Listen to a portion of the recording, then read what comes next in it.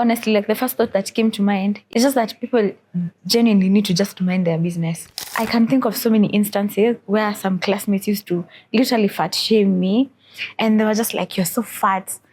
Rudisha kitambi ndani." Imagine, even the girls that were skinny were also going through the same thing. Like, it was not only even like us big girls that were, like, it's literally every single girl that was going through this. You're shamed for not fitting into the beauty standards, and also you're shamed for conforming to the beauty standards. So like, this is like a double-edged sword. You lose or win in whatever situation. Hi, my Shaylas. My name is MUTETE'S STORY. I'm a TikTok content creator, and I make content on self-love and self-mastery. In this episode, we're talking about understanding and unlearning toxic beauty standards. And with that said, this is the bold and beautiful stories. You know, we're very social creatures. And even as kids, especially as kids, we like to pick up on social cues to learn the things that no one is implicitly going to tell you. Like, assuming we're going to a library, we all know you're not supposed to make noise in a library, but you know, like, no one is going to come and tell you, you know, you're not supposed to make noise in a library. They're going to tell you something like you just have to observe that everyone is quiet, and then you just know that you're supposed to be quiet. So when it comes to something like your body perception and your body image, the people that you look up to guide you can influence how you view yourself, be it your parents, be it your older siblings, relatives, distant or especially relatives. You know what I'm talking about? Yeah. So if I can go back to my own childhood, friends also are included in that list, by the way. Yeah, when I was in primary school, because it starts as so young. You know, kids can be very mean. Yeah, kids are mean. Like, I don't know if it's being mean or it's being blunt or it's just being dumb. But like, kids say the meanest stuff. So you can imagine now a kid telling you something mean, and you're also a kid. Yeah. And like, you don't know how to regulate, and sometimes you assume that these things are facts. When I was in primary school, you know, I think I've never been skinny my entire life, if I actually think about it. So I was constantly getting fat shamed. Like I can think of so many instances where some classmates used to literally fat shame me, and they were just like, "You're so fat. Rudisha kitambi ndani." Imagine, like, it's actually crazy that the person that told me this was a girl. I mean, lucky for her, she was skinny, so I couldn't tell her, I see when you have a kitambi. But like, it was so weird. The only advantage that I had is, I don't know why it never used to affect me. Like I never used to feel bad. Like they just say that, and I'm just like, okay. So, you know, and I feel like it's because my parents had put like a very safe net for me. Yeah, but like the aunties also used to make the comments. Like, I'm not even gonna die. They used to make the comments. And then something funny about my mom. My mom used to, like, I gain weight and then she's just quiet. And then sometime if I lose weight, after that she's like, "No, unajua bele ulikuwa umeanza kunona. Ulikuwa umeanza kukaa mtungi hapo and I'm just like, but when ulikuwa unaniambia niongeze food, like unaniambia unasikia njaa, unataka chakula ingine, and then you're busy feeding me. I'm becoming big. Not that being big is a problem, as in, but like, And then now when I moved to high school, it was so much worse because now people are bullying me because I have big boobs. I don't even know what was wrong with girls, but like my boobs are bigger now than when they were when I was in high school. And for some reason, I used to feel like my boobs in high school, they were so big. Like it actually changed the perception, like my self-perception. And so like when someone tells me that, you know, your childhood and the comments that people say like still affect them till date, like I can actually empathize with them. And then you know something that I'm starting to learn is that even the girls that were skinny were also going through the same thing. Like it was not only even like us big girls that were, like it's literally every single girl that was going through this. You're ashamed for being too skinny. Hey, umekonda sana. Hey, kwani ukule, kwani wewe ni mgonjwa? Kwani, you know, like people actually get such comments. I mean, I've never gotten such comments. but like I feel like they're equally as damaging. And I feel like also the skinny part sometimes is overlooked because to some degree skinny fits into the beauty standards, but like it's a certain type of skinny. You get, it's like a certain type of skinny that is in the beauty standard. So even the other skinny girls that are not slim thick actually. Exactly. Yeah, I think that's the term, like slim thick, or like more of like the pear body shape. Yeah, it's like you're skinny and thick at the same time. You get what I'm saying. Yeah, and like that's the beauty standard. And I feel like something that us girls overlook is that the beauty standards punish every single person, not just the fat girlies. I feel like when I say fat, it comes with a very bad connotation. Now that I think about it, let me say curvy, because I know the word fat can trigger a lot of people. And then it also, I think that's enough for childhood. I don't want to give spoilers for the rest of the parts. So how social media comes into play of now heightening an actual word?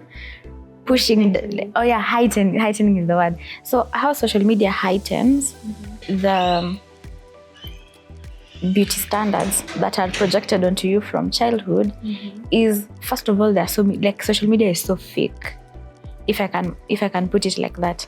Fake in terms of the filters. People are getting surgeries, Botox. People are on Ozempic. People are, not that I'm judging them though, but like it's like accumulation of these things, and then those are labeled as the beauty standards. And then something that also comes into play now as a black woman, or like as a black girl in a very colorist society, the fact that you can also be bullied for being dark skinned. You know, and most light-skinned women don't like to talk about it. I feel like it's more like people just don't think about it as much when you're light-skinned, but it's actually something that is very real. And now when you're in social media, something that social media has done to the Gen Zs, it has made us very desensitized to basic human empathy. I feel like as Gen Zs, we are less empathetic to like the personal relations with one another, but we are more empathetic about global issues. We are more empathetic about racism. We are more empathetic when it comes to capitalism, about to wars happening, about to challenging the system. But when it comes to empathy, like person to person, the kind of comments we leave in other people's.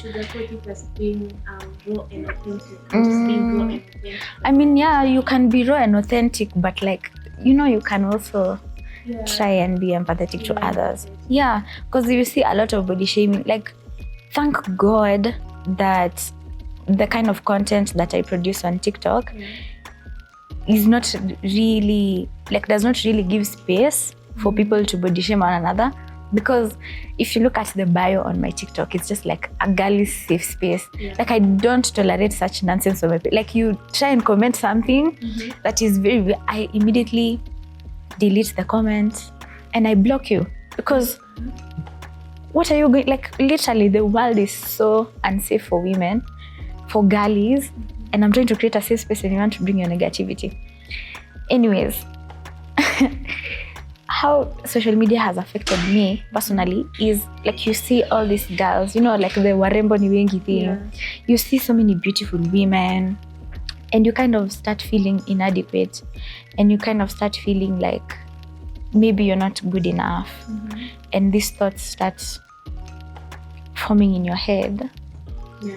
Like, I wish I looked like her.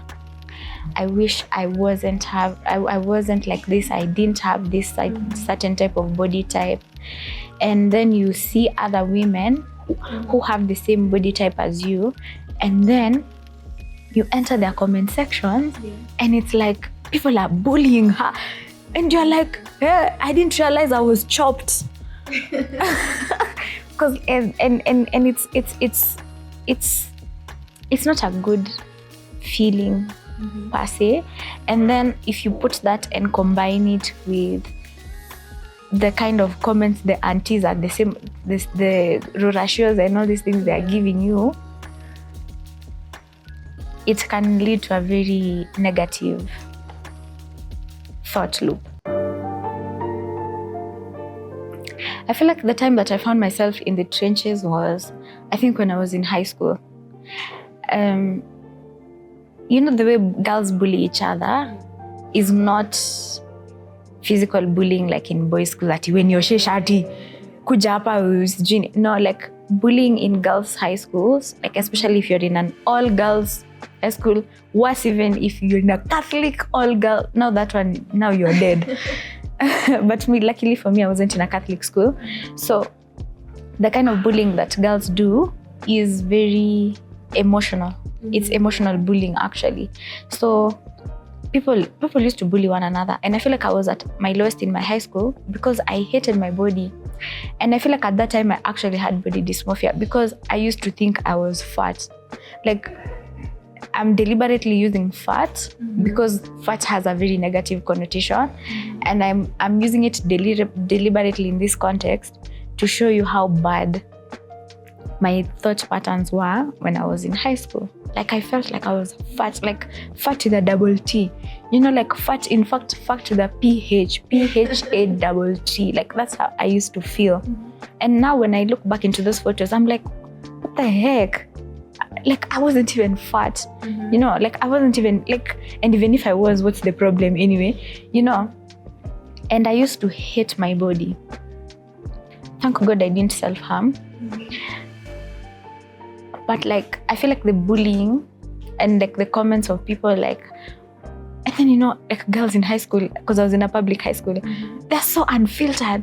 I don't know if I'm allowed to talk like that, but like they're like, oh, your matiti zake sijui zinakaa.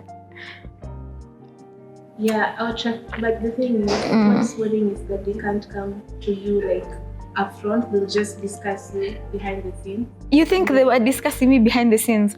Let me tell you, it was more of like, I'm seated here, they're seated in the next table, they're gobsmocking me, like they're talking smack. And then they're talking loudly. So it's like, you know, like the way, like you can talk bad about someone because they're not there.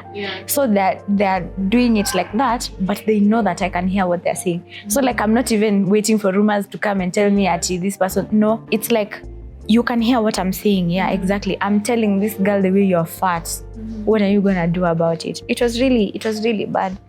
But I feel like generally in my whole life, I've had like decent amount of self-esteem, if I can say so. I didn't go too damn bad, but yeah, I feel like in primary school they had no effect on me. I'm not even going to lie, but in high school they did have an effect on me because they changed how I also viewed myself.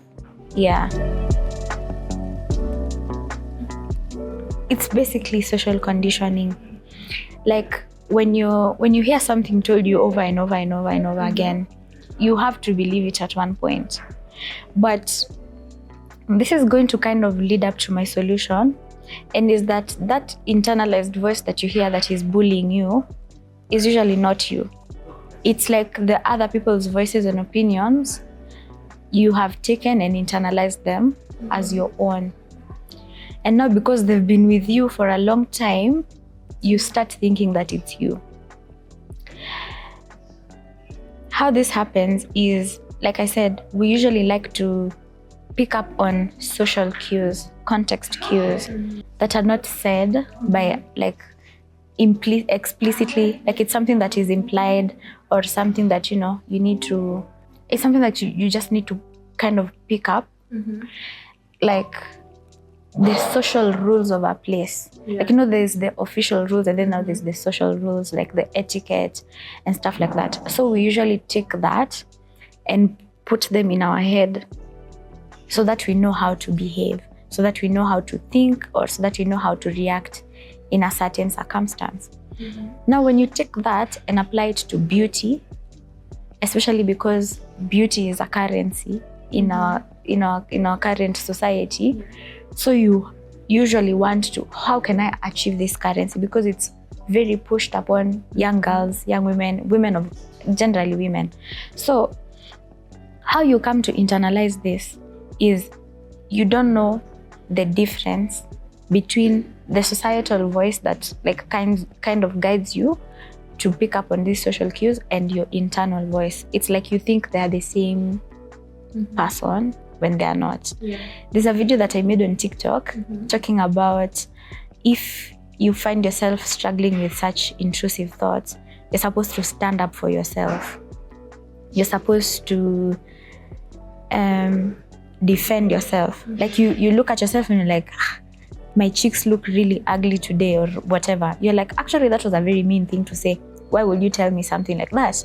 Like that's a rebuttal to such a thought.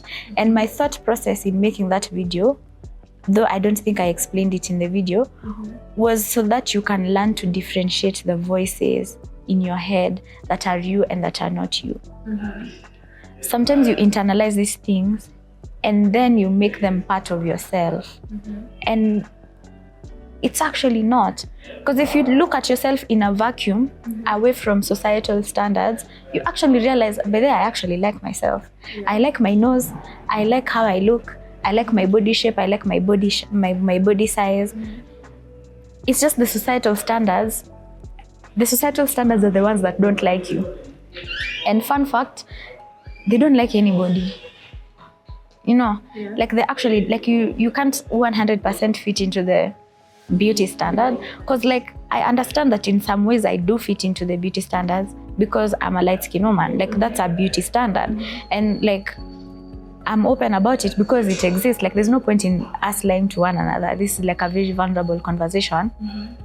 But I also don't fit into the beauty standards because I'm not skinny, I'm not slim thick. You know, there's some features that I don't have that I don't fit, but then I still consider myself attractive. Like all of me, I still consider myself very beautiful. So for someone that is struggling, I would just want to tell them or to let them know that that voice that is bullying you, it's not you. You actually do love yourself. Like you actually, like, wow, it's sometimes it's a shocker for people to realize that they actually love themselves. Like yes, because that voice that is bullying you is not you. It's actually not you. I don't even think that it's a wise thing talking about this is a beauty standard, because sometimes it just emphasizes, you know, I can say like maybe something like, I can say like, you know, like having cellulite is something that is supposed to be like when you have cellulite, you're not beautiful, and someone doesn't even know what cellulite is. Don't Google what cellulite is. So like, if I start mentioning these beauty standards, like to some people, it can actually do more harm than good, even if our intentions are good. So I don't think it's like a very nice idea to highlight this is a beauty standard, this is, you know, because you know, not everyone that is going to come across this video is going to be in the best mental state. Yeah, true. So I don't think it's a good idea to, this is also a beauty standard. No, you are the beauty standard. Let me just say that. Like you are the way you are, just like that, you are the beauty standard.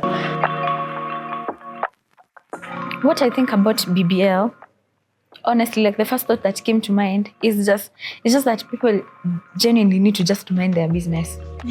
Like whether these people do BBLs or not. Because if you think about it, like the society that we live in, they want you to look a certain way to fit into the beauty standard. And then when you go out of your way to go fit into the beauty standards, you're still going to get shamed for it. You're shamed for not fitting into the beauty standards, and also you're shamed for conforming to the beauty standards. But then also, at the same time, the beauty standards are important because you do get benefits from being conventionally attractive and from fitting into the beauty standards. So like this is like a double-edged sword. You lose or win in whatever situation. Like I can't blame the people that do BBLs because I understand beauty is a currency, you know? But at the same time, it's not fair to shame them. But also at the same time, you understand that the reason why they sometimes do the BBLs is maybe because of a self-esteem issue. And you wouldn't want someone else doing a BBL because of self-esteem issue. And you just want to reassure them, like, you know what? You're fine the way you are. And even if you do decide to do a BBL or you decide to do like a cosmetic procedure on your body, then that's also fine, because yeah, you're going to get rewarded for it, believe it or not. So another way that you can deliver yourself from the constant ridicule is to understand that these things can coexist at the same time. You can be confident, you can love yourself, and you can still, quote unquote, bully yourself. Like I said, because that voice is not you, right? And something that people need to do consciously is to separate because like you said, bullying ourselves, you're not bullying yourself. Like it's society bullying you, but it's like you're adapting that voice and making it yours, and it's not yours. Like first separate yourself from that. Like, it's like the way people create an alter ego. Yeah, separate yourself from that part of yourself that bullies you. Because in fact, why did I say that part of yourself?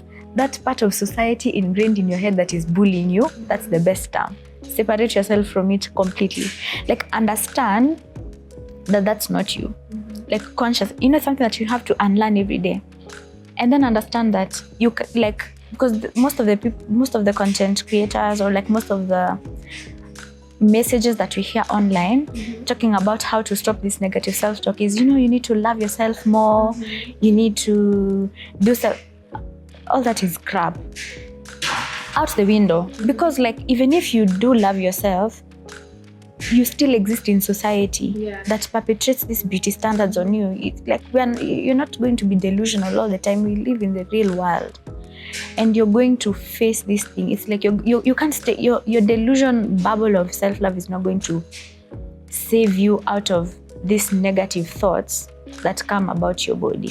So what's the practical way what's the practical thing to do about it? Is to consciously understand that the voice in your head that is bullying you is not you. It's not you hating yourself. You can be confident and still struggle with body dysmorphia. You can be confident and still have an eating disorder. They're not mutually exclusive, because like people try to take it into these extremes, but human beings are so complex. The percentage of people that live in the extremes, like they hate themselves so much, that's why they're very few. Many girls are confident, but then society still perpetrates this beauty standards on you, and because you are a social being that picks up on social context cues, you're going to internalize that. So this is a journey that you need to take on every day consciously. Like that's not my voice. I actually do love myself. Actually, there's nothing wrong with my body. Because people, when you think about it, like minus that voice, society's voice in your head that you've adopted to be your own, minus that voice, you actually don't hate anything about your body. You actually don't dislike anything about your body. You like your hair. You you don't see anything wrong with it. And because of that, it's better to hold on to that view of yourself, that unfiltered view of yourself, without the lens of what society holds, and then consciously uphold that view of yourself despite having these negative thought patterns, because sometimes people sometimes you can just take it as an intrusive thought, because sometimes you can be in a high building and then you think, I might just jump, let me just jump. Do you think that is actually you telling you to jump? No, you want to live, right? Exact same thing applies to the negative thoughts you have about your body. I'm thinking it has to be very deep, it has to be. The way I'm bad at conclusions. Hey, if you were to forget everything that I've said in this episode and you just remember one thing, struggling with finding your place within the beauty standard and loving yourself and growing and having high self-esteem and having high confidence and being ambitious, all of them can exist in you at the same time. And you experiencing one does not mean you lack the other. You experiencing body dysmorphia and all these things doesn't mean that you don't love yourself. You do love yourself. The proof that you love yourself? You've listened to this whole thing. Yeah.